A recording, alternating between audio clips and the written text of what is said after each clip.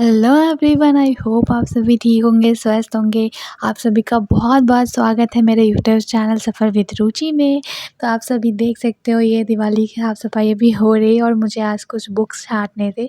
तो मैं अपनी कुछ पुराने बुक्स छाँट रही हूँ कि जो पहले होता है ना, कव्वाली वाले को हम लोग अपने कुछ-कुछ पुराने जो बुक होते हैं वो दे देते हैं। और यहाँ पे मेरी खुशी का ठिकाना नहीं है गाइज़, क्योंकि मुझे कुछ पुरानी ऐसी कुछ यादें मिल गई है बचपन की, जो लगभग हम सभी करते हैं बचपन में। अपनी प्यारी-प्यारी पेंटिंग्स ये देख के तो मेरे जैसे आँख में आँसू आ गए थे। मेरी कितनी प्यारी पेंटिंग्स है, मतलब इतनी बुरी कितनी अच्छी प्यारी पेंटिंग्स मैं करती थी। तो अब हम पढ़ाई की बात करते हैं। तो जैसा कि आप सभी जानते हैं कि हम टीआरई 4.0 के लिए एक सीरीज़ चला रहे हैं वे बीपीएससी के लिए, जो कि रिवीजन एंड स्ट्रैटेजी सीरीज़ है। तो इसमें आप सभी भी पार्टिसिपेट कीजिए और आप लोग भी रिवीजन स्टार्ट कीजिए, क्योंकि रिज़ल्ट का तो आप लोग देख ही रहे हैं कैसे टाला जा रहा है। मुझे तो समझ में नहीं आ रहा है कि रिज़ल्ट कब आएगा, और रिज़ल्ट के बारे में सोच-सोच के तो दिमाग का बैंड बज रखा है। तो मैं अब रिज़ल्ट के बारे में बात ही नहीं करना चाहती हूँ, जितना चाहती हूँ इग्नोर करना चाहती हूँ, क्योंकि रिज़ल्ट के बारे में सोचते ही पढ़ाई डिस्टर्ब होने लगता है। इससे अच्छा है चुपचाप 4.0 की तैयारी करो भाई, जो होना होगा वो होके रहेगा। अब सोचने ना सोचने से क्या हो सकता है। तो रोज़ की तरह थोड़ा-सा करंट अफ़ेयर पढ़ते हैं। करंट अफ़ेयर डेली पढ़ने वाली चीज़ है, और सबसे पहले सुबह उठ के आप करंट अफ़ेयर पढ़िए, माइंड फ्रेश होगा, याद करने वाली चीज़ होती है। उसके बाद जो चीज़ आप पढ़ रहे हो या रिवीजन कर रहे हो, मस्ट चीज़ है, पीछे वाली चीज़ कभी मत छोड़िए। तो मॉडर्न हिस्ट्री की कुछ पेजेस पढ़ती हूँ, उसको कुछ रीड करती हूँ, क्योंकि मॉडर्न हिस्ट्री में आपको पता है बहुत सारा डाटा होता है।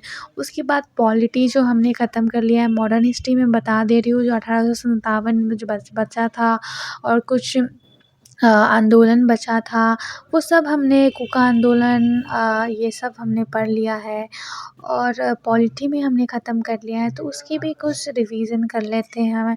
और उसके बाद ये सब कर लेने के बाद आपको जैसे पता है हमने ज्योग्राफी स्टार्ट कर दिया है। तो ज्योग्राफी में मैंने पढ़ा है, आज मैं बता रही हूँ, भारत का परिचय हमने पढ़ लिया था। भारत का परिचय आज उसका भी कुछ रिवीजन कर लेते हैं। और जैसा कि बता देती हूँ मैं आप लोग, उसका क्षेत्रफल, जनसंख्या, और हमारे भारत देश में राज्य है, केंद्र शासित प्रदेश है, क्षेत्रफल है, जनसंख्या में तो हम लोग सबसे आगे हैं। क्षेत्रफल के अनुसार हमारा भारत 7वां नंबर में आता है। और भारत के पड़ोसी देश के बारे में पढ़ा है, और भारत के पड़ोसी देश और हमारे भारत के बीच कौन-कौन सी रेखा है। भारत और पाकिस्तान के बीच रेड क्लिफ रेखा है। अफ़गानिस्तान भारत के बीच डुरंड रेखा है। चीन और भारत के बीच मैकमोहन रेखा है। ऐसी जैसी चीज़ें हमने पढ़ा है। और आप मुझे बताओ कि भारत और श्रीलंका के बीच कौन-सी रेखा है? और जैसी कुछ चीज़ें हमने पढ़ा है, सर्वाधिक लंबी तटरेखा गुजरात की है, और तीनों ओर से बांग्लादेश से घिरा राज्य त्रिपुरा है। ऐसी कुछ चीज़ें मैंने पढ़ा है। और मैं आपको बता देती हूँ, भारत के जल एवं स्थल सीमा से सटे देश जैसे पाकिस्तान, म्यांमार एवं बांग्लादेश है। जम्मू एंड कश्मीर और लद्दाख क्षेत्र में स्थित है, जैसे काराकोरम दर्रा है, जो कि भारत की सबसे ऊँची दर्रा है। और भी कुछ चीज़ें हैं। अभी तो भारत के आसपास के पड़ोसी देश है, उसमें से हमारा कौन-कौन सा राज्य है जो उन देशों से लगा हुआ है। चीन के साथ जैसे कुछ राज्य है, हिमाचल प्रदेश है, उत्तराखंड है, सिक्किम, अरुणाचल प्रदेश है। वैसे ही नेपाल के साथ उत्तराखंड, उत्तर प्रदेश, बिहार, पश्चिम बंगाल, सिक्किम है। भूटान के साथ सिक्किम, बंगाल, असम, अरुणाचल प्रदेश है। इसी तरह से कुछ चीज़ें हैं, जो भी जैसे बांग्लादेश के साथ भी कुछ राज्य है, म्यांमार के साथ है। तो इस तरीके से हम पढ़ेंगे। फिर कर्क रेखा हमारे 8 राज्य से होकर गुजरती है, ये हमने पहले भी पढ़ा था। तो वो 8 राज्य है, गुजरात, राजस्थान, मध्य प्रदेश, छत्तीसगढ़, झारखंड, वेस्ट बंगाल, त्रिपुरा, मिज़ोरम।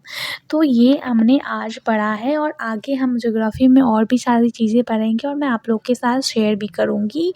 तो मैं बताती हूँ, ज्योग्राफी में कोई रटने वाली चीज़ नहीं है, इसको आपको कॉन्सेप्ट के साथ पढ़ना पड़ेगा, ठीक है? तो मिलते हैं नेक्स्ट वीडियो में।